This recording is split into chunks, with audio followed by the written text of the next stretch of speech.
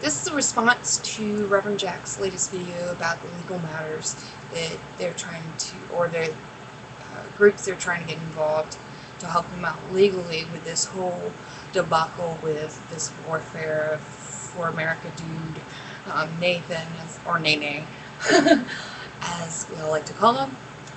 So go watch that. He talks about it in more detail. I'm going to mention it, and it's all the information that you need to know is in the description towards the bottom as far as what he's saying in his video. So I want to let everybody know how to report people to YouTube. This seems to be the most effective way to get things to their attention. So you'll go to the link that's at the top, the one that's www.youtube.com/safety_help. When you go to that page, it'll ask you what is the issue, is it harassment, hate speech, or privacy, and who's it for. Myself. You'll have one that says myself, and the other one that says someone other than myself. No matter if it's for you or not, click myself. If you say someone other than myself, it won't let you go any further.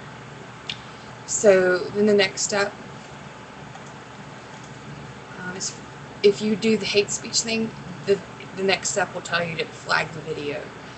And I have a description by what YouTube states as hate speech in the description. So if it's that, then go flag it for those reasons. I'm also going to stress in this video that it is very important that you have read and understand the terms of service for YouTube, and also the proper procedures for flagging videos and filing DMCAs if you choose to in the future. Because there's ways to get a video taken down without having to file a DMCA if it's your property. It's in the harassment section of this part of the site as far as reporting. So once you've hit like harassment and then myself, we'll come to another screen where it asks you to choose one of the following. Someone has released my personal information on YouTube if they dropped your docs. A user has stolen my video. That's how you would report somebody that has stolen your video without having to file a DMCA against them. You also can do it under flagging.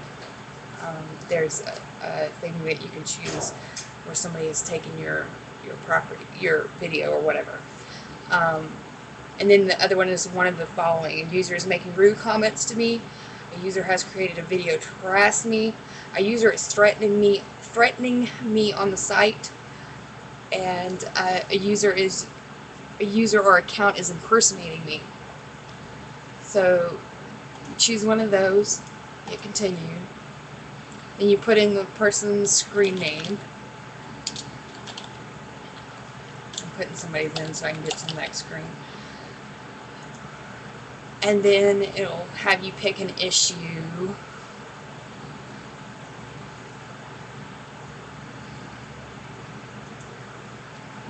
Pick that, and then the next screen it asks you to pull up, if they're harassing you in video comments or videos or video responses or your channel comments. You pick one of those.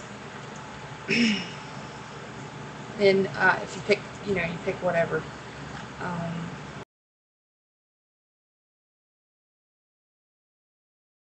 You hit continue.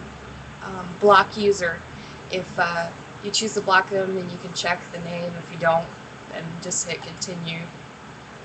And then you'll come to the last screen, and at the very bottom it says additional notes. That's where you're going to leave a brief description of what is going down.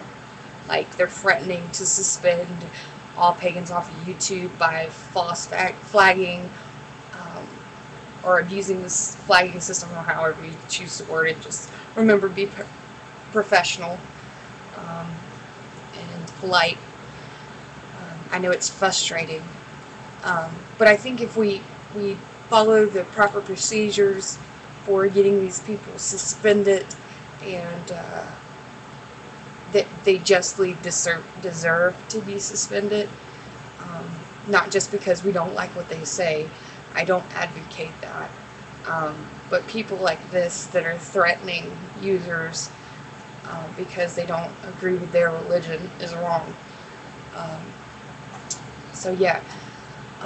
So apparently what Jack and Terry, I can't remember his screen name, it's a bunch of numbers and letters,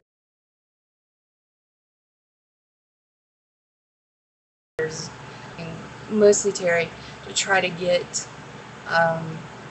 people or get other organizations involved in the situation, like the ACLU and the Unfair Trade Commission.